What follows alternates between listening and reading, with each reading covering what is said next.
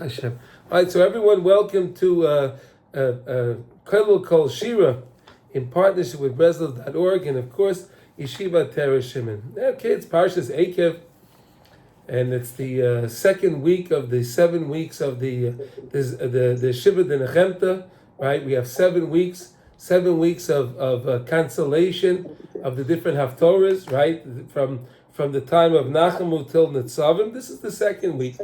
So Baruch Hashem, and we have so many things we could talk about in the parsha. We have a lot of things that we're going to learn inside, but let's go a little overview of the parsha. I'd like to do that and just get a little understanding. So the parsha opens up, V'haya. Now we know that the Medrash tells us that we learned that any time that you see the word V'haya, that's a lashon of Simcha, right? Whenever you see the word Vayehi, that's a lashon of Tsar, right? Right, so so you see V'haya Eikev Tishma'un, right? When the heel, right? Eikev is translated as the heel, like the Eikev Yaakov was holding on to the heel of Esav, right? Eikev, right? Tishma'un, when the heel will be able to hear. It's a very, very interesting lashon. Why would the Torah use the word Eikev, right? There are so many pshatim on this. It's fascinating. But one I saw, based on a Rashi, right? Rashi tells us in Parshas Yisro by the Aseres Adibros, the Aseres Adibros it's 172 words. All right. So Rashi says it's 172 words, and the 172 words he says includes all of the mitzvahs of the Torah. The 613 mitzvahs are included in the 172 words. Now, Eikev is the gematria of 172. Interesting, right? Now, what about Avram Avinu? Right? What about Avram Avinu? How many years did Avram Avinu live? He lived 175 years, correct? Yeah. Mm-hmm. Right? He lived 175. But we know that Avraham Avinu, for the first 3 years of his life, he didn't recognize Hashem. He only came to recognize Hashem when he was 3 years old, which is amazing. Right? He was 3 years old, and he came to a calculation. He said, "It can't be what my father is telling me, that all these idols and everything else is running the world. There has to be something. There has to be a God. There has to be something in the world." And he found Hashem. Fascinating. But listen to this. It's a fascinating understanding of Avraham Avinu. We know that Avraham Avinu kept the Torah, right? We know that, right? It says that when the 3 malachim came to Avraham Avinu, right, to give him the news, right?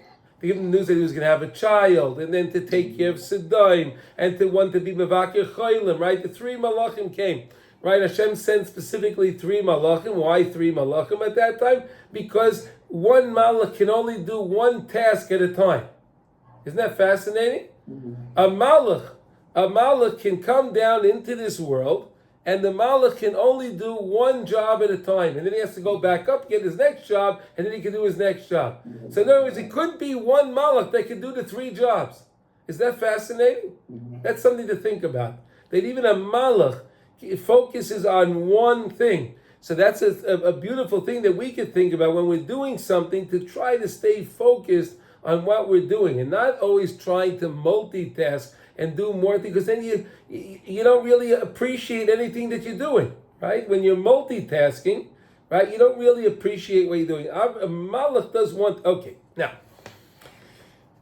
when he came, Avraham Avinu, it was Pesach, so Avraham Avinu baked matzahs at that time, and they prepared the tongues and all of the things. Obviously, Avraham Avinu didn't hold of kitnius, because it says that he had chardal, mustard. Mustard is kitnius, okay? But again, Avraham Avinu lived in the Middle East, so he was probably a Sephardi, right? So that was okay for the Sephardi to eat kitnius. Oh, that's another cute thing. Okay, now Avraham Avinu kept both he kept Torah Shebaal Peh and Torah Shebiksav. And it says that Avraham Avinu was able to kept both the Torah Ad Kidei Kach that Avraham Avinu even kept the Erev Tafshilin. He made the Erev. He made an Erev. Erev is a Derabanan, right? What's the Erev? When do we make an Erev? We make an Erev like this year. In Mitzvah Hashem, Rosh Hashanah, Ba'alein L'Tayva Mitzvah Hashem, Rosh Hashanah is going to come, and Rosh Hashanah is going to be this year on a Wednesday night. So the first day of Rosh Hashanah is going to be Thursday. The second day of Rosh Hashanah is going to be Friday, which means it's going to go right into Shabbos, right? So now if you want to be able to prepare your food on Friday for Shabbos, which is the second day of Rosh Hashanah, so you have to make an Erev Tafshila. Now someone will even say that maybe I'm not going to cook. Well, guess what? If you want to light the candles, you're going to light candles, right? Friday night. So if you light the candles, you have to have an Erev also, right? So in Erev is in the book. Avraham Avinu was the one that even he was involved and he understood these things, which is so beautiful to understand how the Avos, they were able to mamish be so connected. They were so connected and so in line with the Ratzon Hashem, the will of Hashem, that even their whole body was able to sense what the Ratzon Hashem was and what the mitzvahs were. It's fascinating to think that they were so pure, so holy, that they were able to perceive the mitzvahs. So that's something so beautiful to us to think about also. Now, let's see now. We know right now we're in Chodesh Av, right? We're in Chodesh Av, right? The month of Av. And there's a lot of Torah written on the Chodesh of Av, right?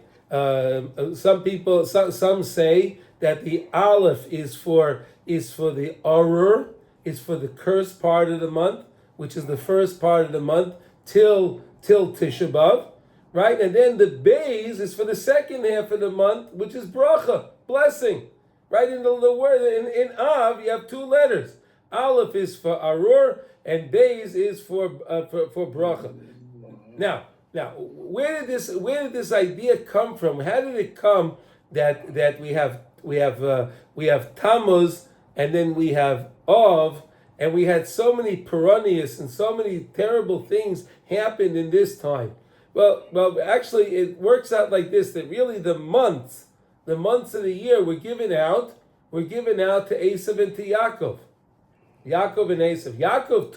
Yaakov took the month of Nisan. He took the month of Iyar. He took the month of Sivan. Right? He took the month of Nisan. Why? Because Pesach is in the month of Nisan. Right? Pesach is in the month of Nisan. Right? The first month, which is the first month. The second month we have Svira. Right? And the third month, Sivan, we have Shavuos. So Yaakov Avinu took those months. Esav grabbed Tammuz, Av, and Elul.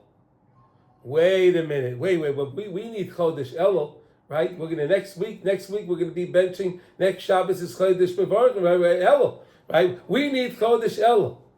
Chazal tell us that fight that Yaakov was fighting when he went Me'evel Yabok, he went on the other side of the water and he left those Pachim Ketanim and he went back to get them and he met the Sar Shel Esav. What were they fighting about? Does anybody know what they were fighting about? How about they were fighting about the month of Elul? They were fighting about the month of Elul. Yaakov Avinu said, I cannot have it. That it cannot be that Esav is going to have the month of Elul. The Jewish people need the month of Elul for hachana, for preparation to get ready for the Yomim Neiroyim, to get ready for the days of awe, right? The holiday. We need to get ready for Rosh Hashanah. We need to get ready for Yom Kippur, right? We need to get ready. So now we know that actually from Chamisha Asa Ba'av, which we just celebrated, right? Tu Ba'av, right, was 45 days to Rosh Hashanah. Right now it's 2 days later, so now it's only 43 days to Rosh Hashanah. It's amazing, right? The countdown goes. So that's what they were fighting about, and Yaakov Avinu won the fight with the Sar Shel Esav. He got damaged, but he still won the fight with the Sar Shel Esav. Right? That's why we don't eat the Gid Hanasha. Right? We don't eat the I think you see it in English. You call that the sirloin. Is that the Surah of Rabbi Yehuda? Is that what it's called? The Gid Anasha? Huh? Sciatica. Sciatica part in the sirloin, whatever. Yeah. Okay, so the sciatica is a part of the sirloin. Is that right? I guess so. Yeah, it's a part of it. It's a part of it. Yeah, it's actually very interesting because here in Eretz Yisrael we can get a cut of meat that's called the picanha. Then the picanha is actually part of the sirloin. And I asked, how does it work? Because over here, what they do is they actually cut out the sciatica nerve. They actually cut it out. Where in America, you won't find something like that because they don't want to get involved. They just throw it. They just get rid of that whole piece. What? It's very complicated. You have to be a specialist. You have to be a mumcha, of course. No, of course. But you can get that, with B'datz Yerushalayim, no problem. And you can get these cuts of meat. So Baruch Hashem, all right, anyway. Why don't we have that? Because of that milchama that was going on between Yaakov, that war was going on between Yaakov and the Sar Shal Esav at night, and he hurt Yaakov Avinu in that place, so therefore we don't eat that part of meat. Okay, very good. But Yaakov Avinu was successful in getting back the Chodesh Elul. And we know, Chazal tell us that really the hachana for a mitzvah, when you're preparing for a mitzvah, is so much. Sometimes there's more value in the preparation than the actual mitzvah itself, right? You do a mitzvah, right? Let's say you go out and I don't know, you get the daled minim, right? You get the 4 species, right? You go out and get them. And then you order it from the shul and they send you a box. You have no idea what you got, right? It's potluck, right? They deliver it to you, right? You don't know what you get. Or the guy goes there and he checks out the hadassim. He makes sure that the hadassim are all meshulish. He checks his lulav to make sure it's perfectly straight. He wants to make sure that the middle leaf is not split, right? He checks his esrog. He wants to make sure that there's no brown spots on the esrog, no black spots. Black spots. There can't be a black spot on the esrog. He checks it out good. So this guy that does all these preparations and then he goes to shake his lulav and esrog, it's so much more valuable, right? When you did all the preparation of the mitzvah, right? Even when it comes to Shabbos, right? So any time that you'll be at home and you prepare your food, Misha Oichel Be'erev Shabbos, right? Misha Tarach Lai Be'erev Shabbos Yoichel B'Shabbos. Chazal tell us, right? If you prepare, you work Erev Shabbos, then you'll be able to eat on Shabbos. It's such a different thing than if you just go to the take-home store and you buy the food. And then you don't know what you get. The whole mitzvah of Tayameh. I don't know. But it's something so special when you actually prepare for a mitzvah. And Yaakov Avinu taught us that by actually fighting with the Sar Vesa to get us back to Chodesh Elul, which is something so beautiful. Okay, then the Torah goes on, and it says words like this: Vayancha vayarivecha vayachilcha es aman. Vayancha, right? The Torah. Okay, what does Vayancha mean? Affliction. Vayancha means affliction, right? Vayarivecha, you were hungry. Right, Rav, you felt some hunger. You felt hunger. Vayachilcha es aman, and Hashem gave us the man, and He gave us the man.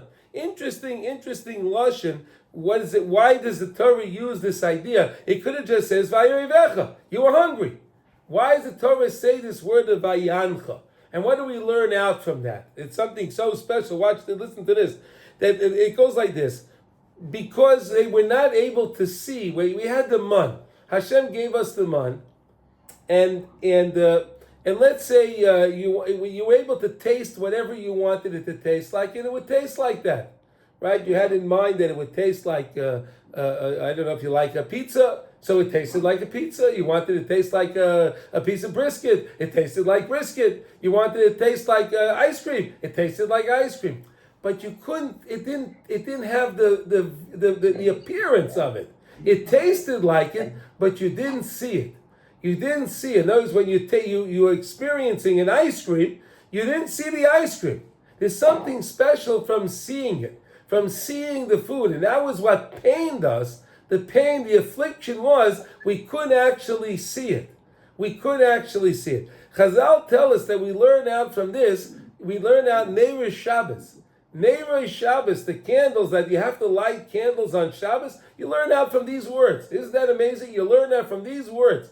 And why we know the rules, that if a person doesn't have enough money to buy, let's say a person's short on funds, and he makes a calculation. If he's going to buy, let's say wine for kiddush, he'll have chalas, right? And and he has to buy candles. The main thing that goes first is he buys the candles. It's not like we would think. We would think, no, you make sure you have kiddush. Want to make kiddush? No. If candles is more important that you have that, because then you'll have shalom bayis. If you could see your wife, you could see the family, you could see your family, that's going to bring in the shalom bayis, and that's why it's such an important thing. So you learn it out from there. That you can see the food, it's something so special. Now the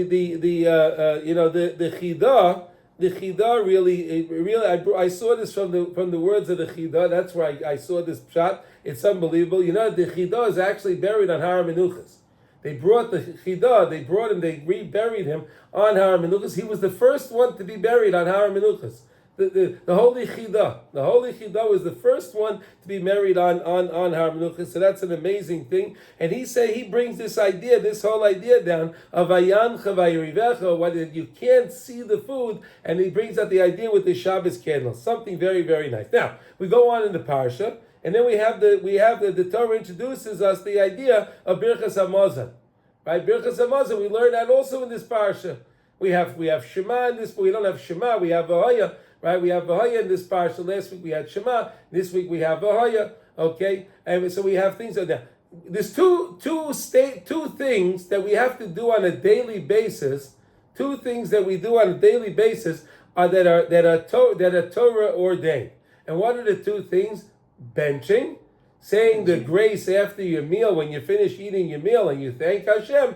That's a d'oraisa, right? That's a d'oraisa. That's from the Torah.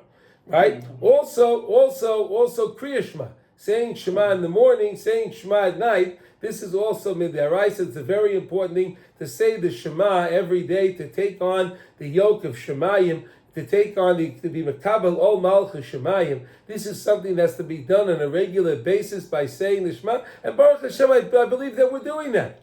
Right, and we have the rules of when you say the Shema, you have to say it before the 3 hours. It shouldn't go past the 3 hours in the day. There's a special time, and so on and so forth. And we know at night that you have to say it after the Tzeitzach Chachavim. You want the 3 stars to come out, then you should say the Shema at night, and that's the time. Okay, now also, when it comes to Birchas Hamazon, a very, very important thing is that you read the Birchas Hamazon inside. You know that? Many times, people think that I know the Birchas Hamazon. I can say it. Why do I have to read it inside? Why do I need to read it inside? But you're supposed to read it inside. It's a big skula to have. If you want to have a lot of parnasa, right? You want to have a lot of parnasa. 2 things you do: you use plenty of water. Right? Rav Chizda said you use plenty of water. They asked him, why do you have money? Why? I use plenty of water when I wash my hands. You hear that? Fill up the cup good. Make sure you use a lot of water when you wash your hands. A lot of water with berevach. When you wash your hands, it's a beautiful school to be able to make more money. Isn't that nice? Everyone wants more parnasa. Use a little more water. Say the words of benching inside. Now there's a beautiful story. I'll share with you a beautiful story that's on with Birchas Hamazon. A story that I think about all the time when I'm benching. I heard this story many years ago, but I think of this story a lot because it's such a moving story. Listen to a story. What happened? There was a fella that he had to do some research in Eretz Yisrael. He had to do some research, and he went to the library. Right? He went down to the library to do his research, and he was going to be there for a while. Looking in the books, whatever he had to do. So he took a sandwich with him. No, he wanted to take his sandwich. He'll have his lunch. He'll eat his sandwich. He'll take his lunch. Okay. He's in the library, and he comes up to benching. He has to finish eating, right? And he says he's benching. So he takes out his bench and he starts the bench. And he says every word very clearly, beautifully, every word.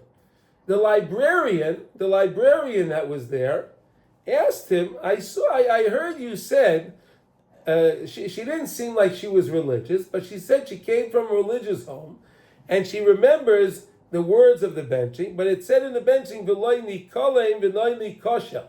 Right, we say at the end of the benching, right? I won't be destroyed. We won't be wiped out. Nikoshel. She said, I never saw that. I never heard that word in the vernacular, in the words of benching. Where did that come from? So he says, I don't know, but I'll look it up and I'll get back to you. He tells her. All right. He goes back. He finishes his research. He goes home. And he was thinking about it. Where did I know this word that I say this word from? Where do I know this from? So he starts looking in different benches. He starts looking in different sidurim. He starts looking. He can't find anything. And he forgets about it. He forgets about this. And a couple of weeks later, he says he was going through some things, and he found the Haggadah. And he was looking, because every time he was always checking to see the benching everywhere. He wanted to see if it said V'nai Nikosh. I wanted to see if it said. He opens it up and he sees, it says V'nai Nikosh. Wow! He makes a photocopy of that. He makes a photocopy of it, and he circles the word. Now he wants to send it to the library, but he didn't know the lady's name. He didn't know her name. So he put it in an envelope, and he mailed it out. He mailed it out to the library, and he put down to the librarian. He wrote down to the librarian. Okay, he didn't know what to do. Anyway, make a long story short, what happened was somehow in the library, it's a big building. The library in Yerushalayim is very, very big. It's a big building, many offices. It's a big place. So somehow the letter came on this desk, that, and landed on this lady's desk. It landed on the right lady. It landed on her desk. She opened it up, and she read it, and she couldn't believe it. Wow, the guy actually remembered to tell me about to send me this picture. This is amazing. Now, let's go on the other side. Meanwhile, a couple of months later, this man that was in the library, he gets an invitation to a chasna.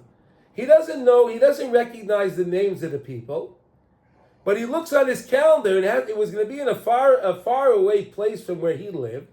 But he looked on his calendar. He said, "You know what? It's interesting. I have another wedding very close by to this wedding the same night. So you know what? I'll go and I'll see who these people are. I'll go see them. They sent me the invitation. I'll go see. All right." So he waits for the date. He goes. He comes to the wedding. He comes to this wedding that he didn't know the people. He didn't know anyone there.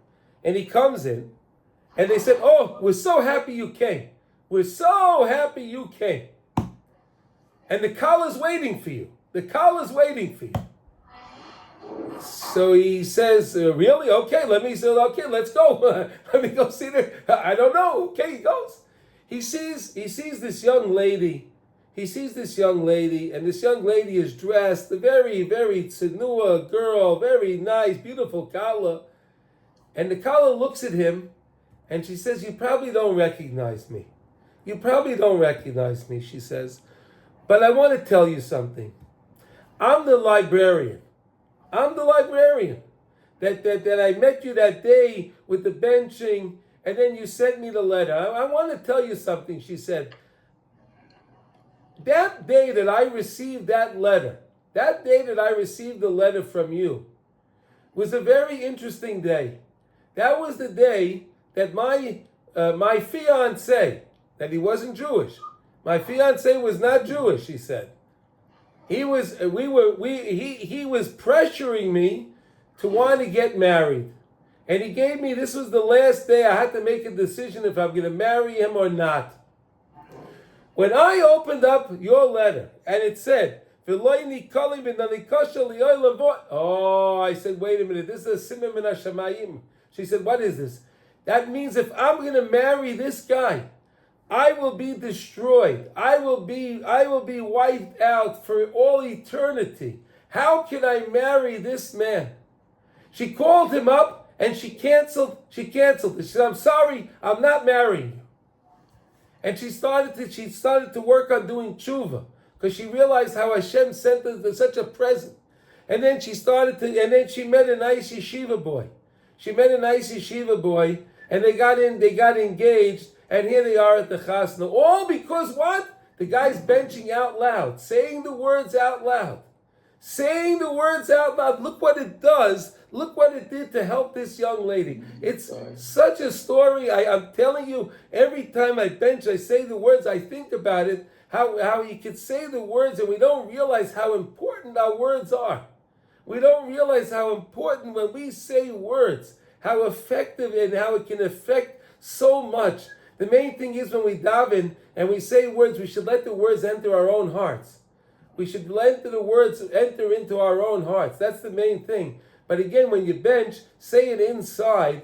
It is such a big schooler for that. It's unbelievable.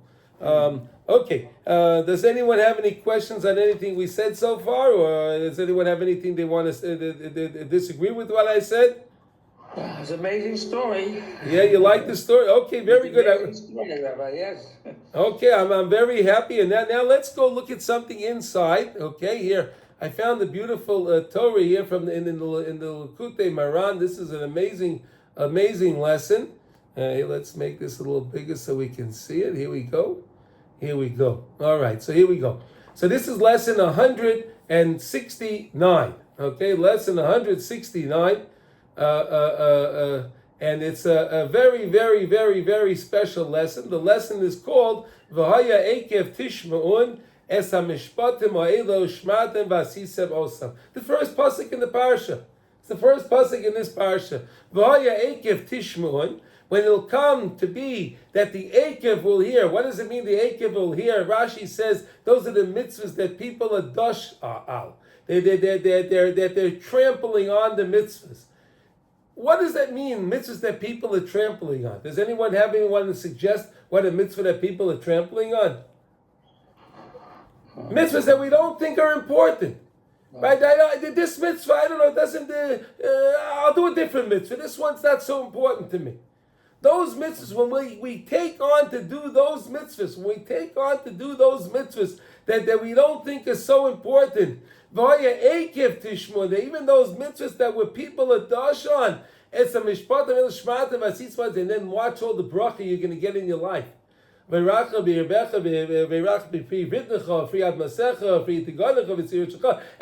all the brachas you're going to get, beautiful, beautiful brachas.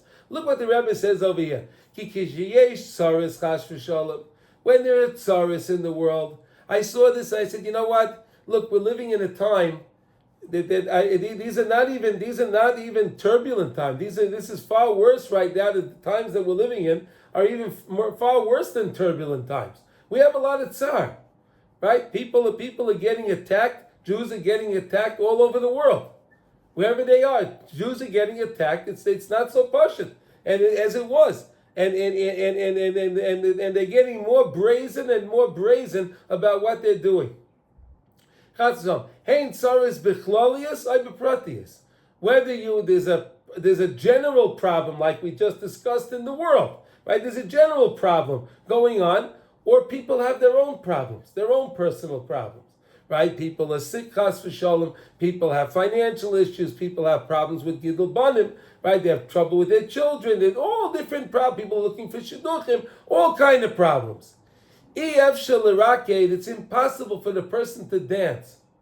Hear this, right? You have problems, right? Ernie, can you relate to that? The guy's got a problem. He's not going to dance.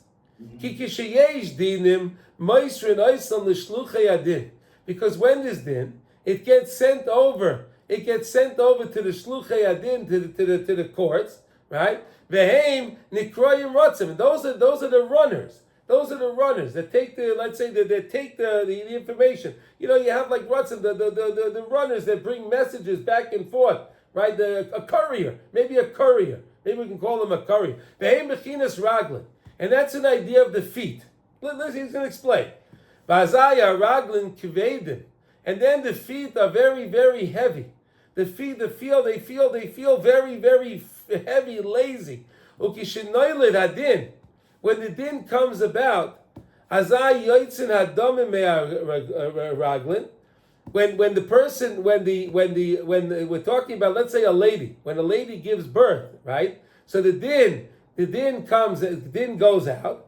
Azay yoitzin hadomim me'araglayin. Then the blood leaves the feet. Ki b'shas le the yoitzin hadomim me'raglei aisha.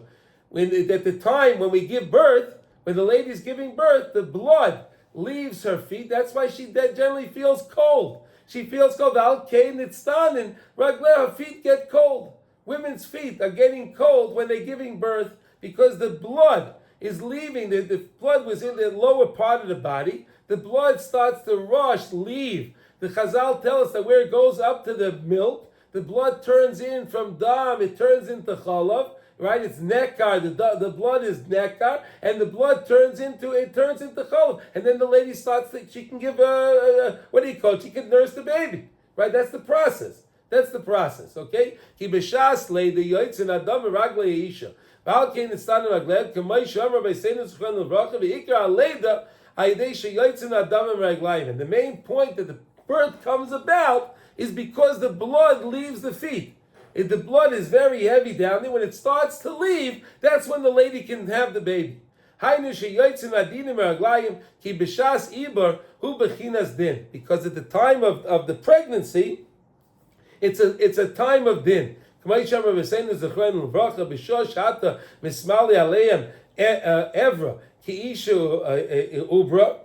the time when the lady she becomes pregnant, it's called an ubra. Nimsa she'iber u bechinas din iber. The idea of iber, birth, the fact that the lady is pregnant, that's an idea of din. The Rebbe is going to explain. He's just giving us some background. Don't worry, hang in there. V'leidahu bechinas hamtakas adin. When there's din going on, right? The lady, well, we can understand that, right? Ladies, when they're pregnant, they have morning sickness, they have different problems, right? They can't sleep right, they can't everything, they're not comfortable, everything. So we can understand that when the lady gives birth, that's how takas a din, right? The din goes away, the judgment goes away because she got rid of the baby came out, and that's something. Ki oz b'shas leida yoitzim adam meraglayin shayidei zeh ikar aleida. That's how birth comes about.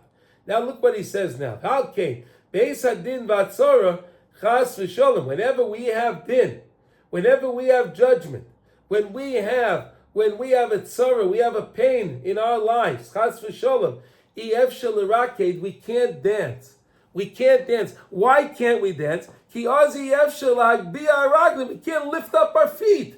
We feel so weighted down. Whenever a person has a problem, he feels so weighted. He can't dance. He can't move his feet. He just feels so lazy, lethargic. He can't do anything. He can't do it. Because at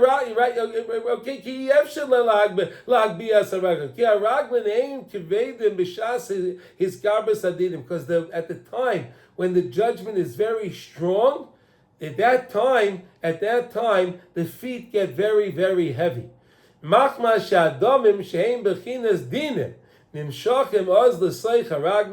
the same way with the lady, when the din is strong, before she gives birth, she has all her problems. When the blood leaves the feet, then she has a hamtakas adin. So too with us is the same thing. Look what he says now. But when the blood goes out, that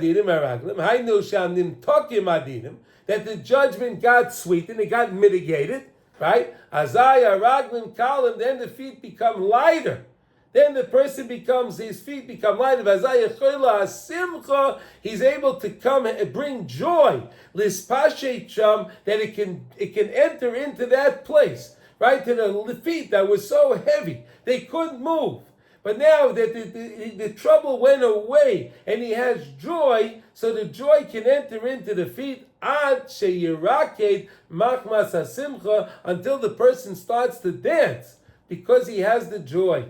Right? Like we saw when it came to Purim, right? We were so down. But as soon as we there was an ahapachu, when the situation turned around, which we're waiting for now. We're waiting for now that Mashiach is going to come, mamash, any day. Any day Mashiach is going to come. We're going to see the big Hamtokes Adinim.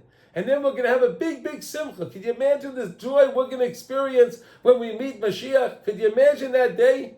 We're going to meet Mashiach and we'll have the Hamtokes Adin of all din, that we're going to go back to where to the time before the Chet Eitz Adas Tov Ra. We're going to come back to the time before the Chet Eikev.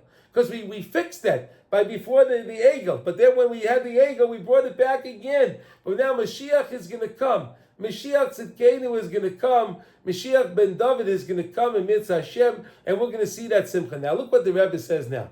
Ulahamtik hadin, hu ayedei she'adam danis atzmai. Look at this. How do you fix the judgment? Right? So a person has all his problems. Right? You're experiencing problem. Klal Yisrael is experiencing problems right now. A person is experiencing his own personal problems.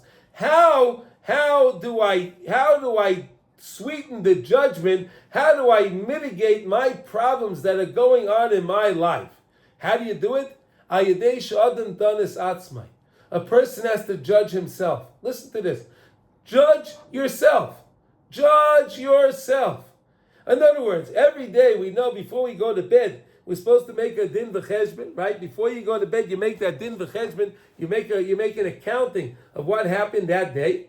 Dahainu al kol ma she'oisa. Anything that happened, I make an accounting of why Hashem, I did this wrong. Hashem, I'm wrong for doing what I did. Hashem, I'm sorry what I did. Please, Hashem, help me. I don't do that again. That's tshuva. He judged himself. Right? You judge yourself. Hey, I said this I shouldn't have. I saw this that I shouldn't have seen this. I may have eaten something I shouldn't have eaten. Or whatever the case is. The person comes and he judges himself. Yodin v'yishpoid atzmai es atzmai al kol davar. He judges himself. V'yishpoid ba'atzmai himself al atzmai upon himself. So in other words, do this for yourself. We're doing ourselves the biggest favor. We do ourselves the biggest favor when we judge ourselves. Don't be scared. Don't be scared, because all you're doing is you're talking to Hashem. And you're saying, Hashem, I made a mistake. Hashem, I did this wrong. Hashem, I did this wrong. I made a mistake. Hashem, I'm sorry I made the mistake. Hashem, please help me, guide me, that I don't do this mistake again. I'll call over on everything. Im kach royu loy. Was this worthy for me to do this? What I did, was this a good thing that I did? Is this something that gave Hashem nachas, that made Hashem happy that I did this thing? That's what we have to do on everything. And the person has to really, really delve into his own actions. And he has to fix them. According to the din and mishpat of the Torah. Like we said in the Torah, we start off as a mishpatim v'asisa moisa, right? That we said the mishpatim. Any of the laws that Hashem did, the laws and the chukim, and even the rabbanans and everything else. V'ayidei zeh shodem dan v'shoifed es atzmai, ayidei zeh mamtik u'mevatel adin shelamala. Look at this.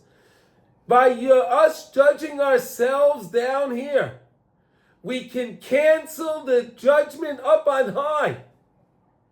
Is that fascinating? We have the right to fix our own problems by admitting to Hashem. You don't have to tell this to anyone else. You can be sitting, you can be taking a walk in the street. No one hears what you're saying. You're walking by yourself and you're talking to Hashem. Hashem, I did this wrong. Hashem, I'm sorry. Hashem, I did this wrong. Hashem, I'm sorry. Then what you do is you cancel the judgment up on high. Why is that? Why is that? Ki kisheyesh din lemata ein din lemala. Because if there's judgment in this world, there's no judgment up on high. There's no judgment up on high. V'oz kishenimta kadin, when you fix the judgment, azah yoitzin hadamim me'araglin, then the blood leaves the feet. That kvedus, the heaviness, leaves the feet. V'azah yechoyla simcha lisfashet, the raglin, the simcha can now can flow into the feet, until the person can actually come to dance. Unbelievable. Look, we're all experiencing problems right now. There's no shortage of problems. There's no shortage of problems in the world. I don't think anyone can say that they have no problems right now. Whether they have financial problems, whether a person has physical, health issues, whether a person has trouble with family, shalom bayis, whatever the case is, everyone has. What do we do? How do you fix that? Work on making a din v'cheshbon, and work on judging yourself on each thing. The Rebbe's not telling you have to go and tell it to the rabbi. He's not telling you got to go tell it to the priest, chas v'sholom, like the Catholics do, right? They say you got to go to the priest. You have to give it. No. We talk to the Rebbeinu Shalom. Hashem is with me, right? Hashem is with wherever we go, right? We have a neshama, which is the chelik elikan that's inside of us, that's inside of every Jew. We have a neshama, and since we have a neshama that's inside of us, of course, HaKadosh Baruch Hu is with us, right? If Hashem takes away our neshama, are we going to be alive? No. Only because we have the neshama are we alive. HaKadosh Baruch Hu is still teaching us here. The Rebbe is teaching us this idea that if we judge ourselves down here, we're not going to be judged on high. And if we're in the middle of a judgment on high, my court down here, your court down here, can supersede the courts up on high. Your court, that you try yourself upon what you did wrong. That we have to be courageous enough to admit it. Right? We have to know, and how do you do that? You have to get rid of the ego, right? You got to get rid of the arrogance. As long as the person has arrogance, he'll be angry at Hashem. He'll blame Hashem for everything. Hey, it's not my fault. It's not my fault. Hashem is mean to me. And people say that. Why is Hashem so mean? Hey, did you ever think that HaKadosh Baruch Hu loves you more than you love yourself?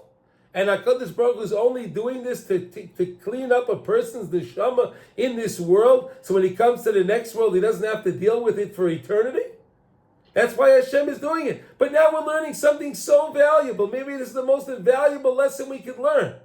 Before we have any problems, or we have a problem, we can do a din v'cheshbon down here in our own words, whatever language we speak. We can speak to Hashem. He knows every language. Hashem knows every language. It's no problem.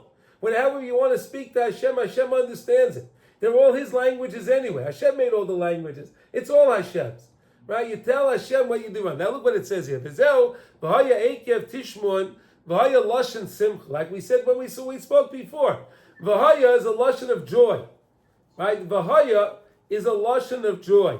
Eikev, heim haraglin.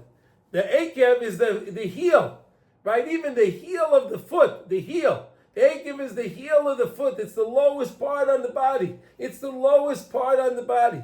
The feet. Hainu liskais l'simcha ad she'akovim akveya. That the heels sheheim haraglin yishmu asimcha. Those we said when you do the judgment, when you judge yourself, and then the blood leaves the feet. Leaves the feet. When it leaves the feet, the simcha, that joy, that you feel you feel relieved. The simcha rushes to the feet. The simcha, the joy can rush to the feet, and then it goes to the heels, even to the heels, down to the heel, to the feet, down there. And then what does it says? Then what does it say? Yishma simcha zeh zeichen ayidei es hamishpatim ha'ela. By you making the judgment. The mishpatim, you're being the judge. You have to judge yourself. Ushmatem vasisem osa, that you watch them and you do the mitzvahs. That's how you do this. In other words, via doing the mitzvahs of Hashem, following them, and judging yourself, Did I do this mitzvah properly, or could I have done it better? Did I choose not to do this mitzvah? Did I choose not to do it? Hashem, I'm sorry. I should have chose to do it. I should not have done what I did. I made a mistake. Hashem, I'm sorry. That's all we have to do. We just have to say we're sorry. It's not that hard to do it. Do you agree? Do you agree, Rav Zushi? Is it hard to say I'm sorry? No. It's not that hard to say we're sorry. Listen, it's a lot easier than going through all the problems. I'm telling you that right now. As uncomfortable as it may be to come clean with yourself and Hashem, it's much easier than dealing with the problems from the courts up on high. Those judges up on high, there are 24 courts up on high, and they're very angry judges. They're very, very angry. And they mete out judgment. We don't want that. So how do you do that? If there's judgment down in this world, there's no judgment up on high. So how do we do that? We just have to learn how to judge ourselves. Tishmu la'asais ba'atzmechem hamishpatim v'adinim. Do your own judgment. No one judges you. You don't judge anybody else. You judge yourself. You see that? How do you like that? You judge yourself. You be kind to yourself. This is the kindest thing you can do for yourself. This is the kindest thing we can do for ourselves, is judge ourselves. No one is perfect. Nobody is perfect. Everyone makes mistakes. This is the way Hashem designed us, that we make mistakes. We forget. We don't always know what we're doing. We make a mistake. We forget. Right? We do things inadvertently sometimes. But all I need to do is I have to say to Hashem, I'm sorry. That's what we have to do. Tishmru la'asais ba'atzmechem hamishpatim v'adinim sha'yidei zeh nispatel hadin shelamala. Through that you can cancel. You hear this word? You see these words? V'yidei zeh nispatel. You can cancel hadin shelamala. You can cancel the judgment up on high. This is the most crucial. This is the best lesson we can learn. How to get rid of the problems, how to mitigate the judgment, the situation that Klal Yisrael finds ourselves in. How do we do that? Judge ourselves. Judge ourselves. Parshat Eikev tishmun shetishmu asimcha ba'araglin. Then you'll hear the simcha. And the simcha will be in the feet ayadei sheyotzim misham adinim, because all of the judgment leaves. All the judgment leaves. Because where's the judgment coming from? It's coming from up on high. The judgment's coming up from the courts up on high. As soon as I am courageous enough to say, Hashem, you know what? I made a mistake. I'm sorry, Hashem. I'm sorry I did this. I judge myself. I charge myself. I try myself. And I find myself guilty. Yeah? We do that ourselves. Right? It's not written in the newspaper. It's not going to be written in the, no one's going to send a text message. None of that. Nothing. It's going to be just for you and Hashem. No one has to hear this. No one should hear it. It's between you and Hashem. That's it. Between you and Hashem. Then the din, we can mitigate the judgment and have the judgment leave us and cancel the judgment. Now look what he says now. The Rebbe says this is amazing. Oid matzasi. The Rebbe says, he goes on to say, I found something else. Shezeh bechinas v'shama Hashem lecha es abris. The Torah goes on to say, v'shama Hashem lecha es abris. Hashem will watch for you the treaty. The Torah said, this is the words in the Parsha. The v'shama Hashem lecha es abris. Ki kishetizker l'simcha. When you merit to have simcha. How do you get simcha? By judging yourself. Right? We take away the judgment that's in ourselves, and we take away that the weighted feeling of all of the sin. We relieve it. We relieve that. We take away the din by judging ourselves, and then we have simcha. And when the person has simcha, azay Hashem yisbarach ba'atzma yishma lecha es abris. Then Hashem watches your purity. Hashem will work on keeping a person pure. Isn't that so beautiful? V'shama lecha Hashem, v'shama Hashem lecha es abris. Hashem will watch our bris. Look what he says now. The hainu sheyiyah be'ezrecha lishma es abris kodesh. Hashem will be there to guard us from doing something that's impure, to defile our own bris kodesh, to defile the bris. Hashem will help us with that. He will guard us, guide us with that. Look at this. Why do people fall to all kinds of impurities? Because they're depressed. Depression brings in all kinds of impurity. All impurity is connected to all kinds of depression is connected to all kinds of impurity. If a person is Molei Simcha, the person will stay pure. He knows he's with Hashem. If you're Molei Simcha, you're with the Rebbeinu Shalom. If you're with Hashem and Hashem is protecting you, of course everything's going to go good in your life. Right? But we need to be besimcha. How do you get this simcha? Judge yourself. Judge yourself. Judge yourself. Relieve yourself from all of that fear, that melancholy. Relieve yourself from all of that kvedus. Relieve yourself. How? By judging yourself. By judging ourselves. Ki pegama bris ba yedea klipa hayadua. The pegama bris comes from the klipa, the husk of impurity. What is that? Shenikrais lele. Well, I'm not going to say you're not supposed to read the name is with a suf, but you're not supposed to say the name. This is the Zayah says this is the wife of the Satan himself. This Machashefa, this witch is the mamish, the wife of the Sitrach, and she's the one that's causing all of the problems for us. Al Shem Shemeyaleles Tamin. She caused us to wallow in our suffering. She causes us to wallow in suffering and pain all the time by bringing upon us atzvus, depression, by bringing depression upon us. Shezel bechinas atzvus. If you want to stay pure, how do you stay pure? By being joyful, finding joy in your life. How do you get joy in your life? Judging yourself. Don't let the courts on high judge you. Don't let the courts on high judge you, because that's going to be very painful. Very, very painful. And if you're experiencing chas v'sholem judgment, stop the judgment. Stop the judges in their tracks. How do you do it? By judging yourself. We can always do this. We can always do this. This is a great lesson to get us ready. We're getting ready. Next week, we're going to bench Rosh Chodesh Elul. The whole month of Elul is the time we're preparing ourselves for the Yemei Adin, for Rosh Hashanah. We'll come to Rosh Hashanah. What better way to come to Rosh Hashanah by doing a din v'cheshbon before and fixing up all your problems bein adam lamakayim, and of course fixing up your bein adam lachaveru, right? Bein adam lachaveru doesn't work this way.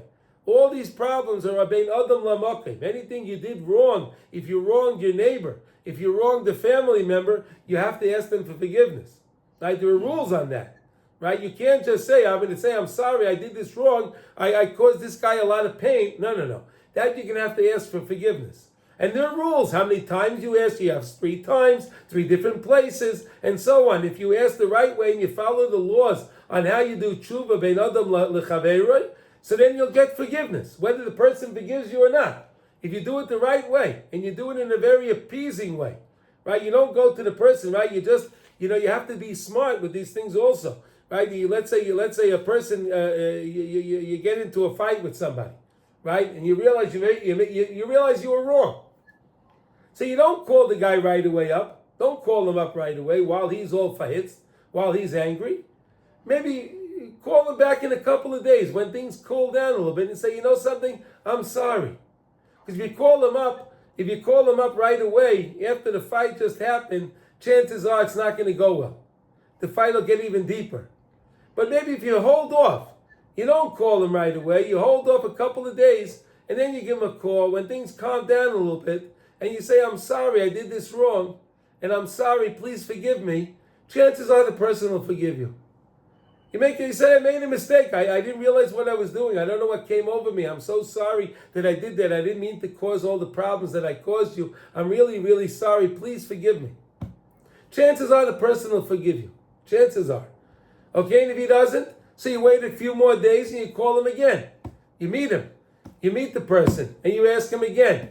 And then if that doesn't work, meet him a 3rd time. And if he doesn't want to forgive you, so then you did your part. If you asked him 3 times, you did your part. If you do it in the right way, you can't just call him up, hey, forgive me.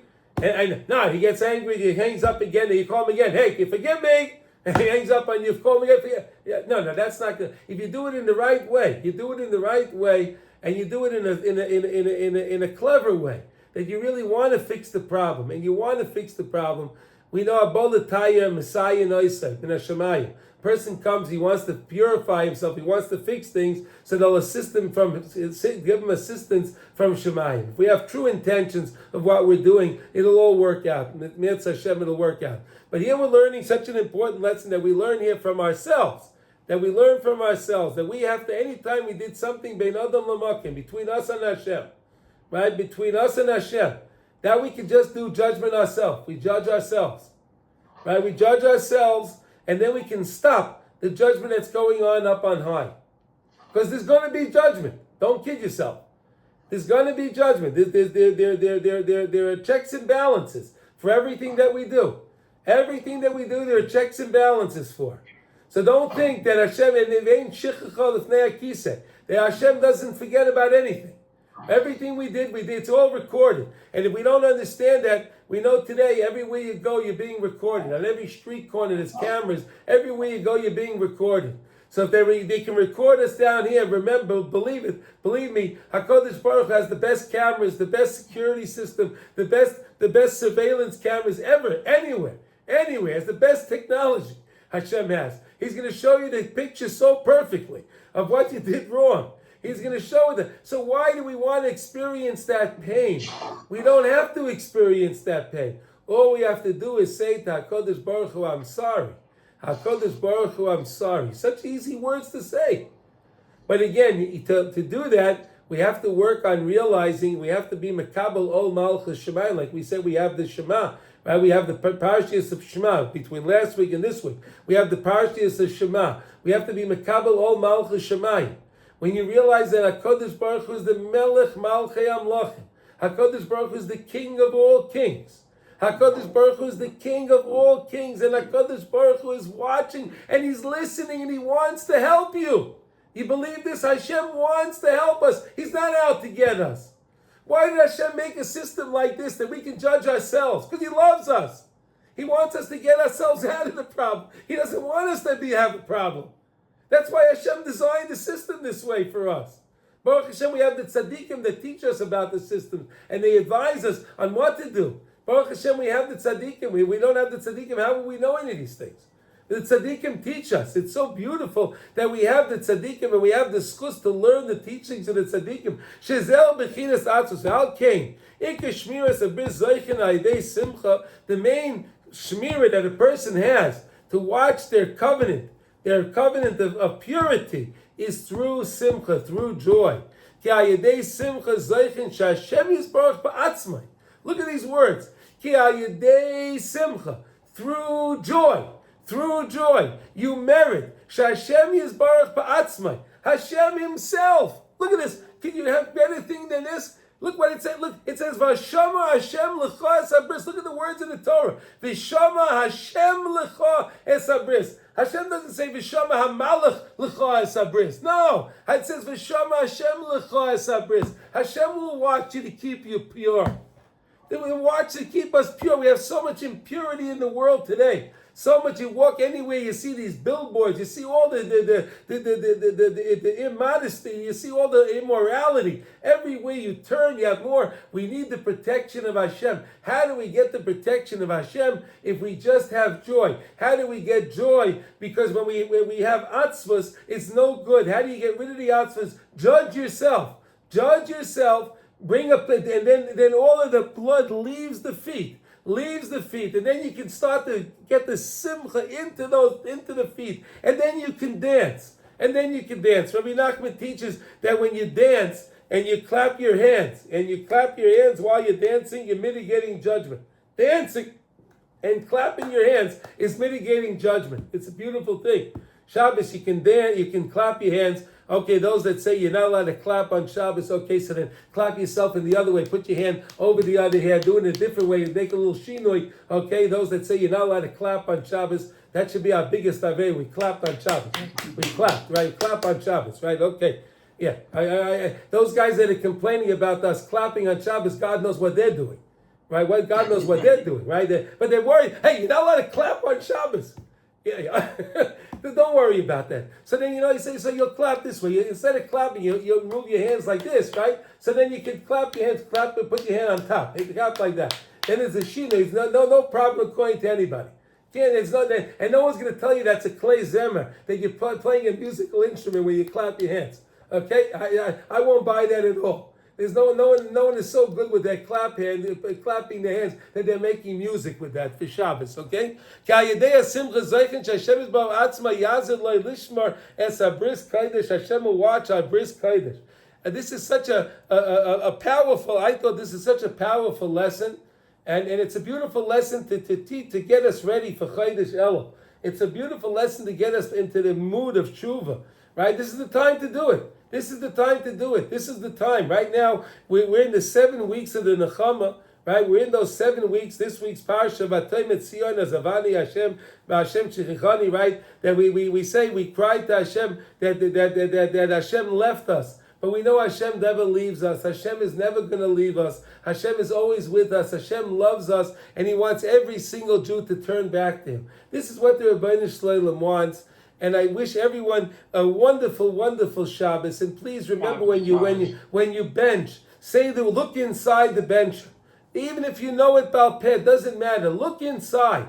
Look inside. See the words. Say the words. Realize you're talking about Eretz Yisrael in there. Why are you talking about Eretz Yisrael in the benching? Because all the Kedusha, all the bracha comes from Eretz Yisrael. All the blessing for the whole world comes from Eretz Yisrael. Why is that? How does the bracha from the whole world come from Eretz Yisrael? Where did the world come from? The Even Shasiyah, right? That stone, the founding stone. Where is that? On the Har HaBayis. Where is that? In the Kodesh HaKadoshim. That's where the founding stone was. Chazal tell us that everything evolved from that stone. Everything evolved from that stone. There's also these veins underneath Har HaBayis that travel out to every country, to every single country, and all the bracha from every single country comes from that place, of the Even Shasiyah, of that stone, the founding stone that's found on the Har HaBayis. That's where it comes from. All the blessing. My Rebbe, Rav Chaim, he said, if we would really be smart, we would find the veins that go to Saudi Arabia, the ones that go to Iraq, the ones that go to Iran, where they have the oil, and we cut them off over there. Just cut them off, right where where all the bracha comes from, and they'll be out of business. We should do that. But HaKadosh Baruch Hu should show us the biggest Yeshua by sending us Mashiach Tzidkenu, so we can all come together. We can all come together, and we can all march to Har HaBayis. We can all march to the Beis HaMikdash, and we could see Mashiach with Mashiach, with Eliyahu Hanavi together. And I wish everyone a beautiful, beautiful Lechtige Shabbos, okay? And I thank everyone for listening that joined us here, and everyone, all the thousands of people that'll listen after. Everyone, I thank you, and I wish everyone a good Shabbos.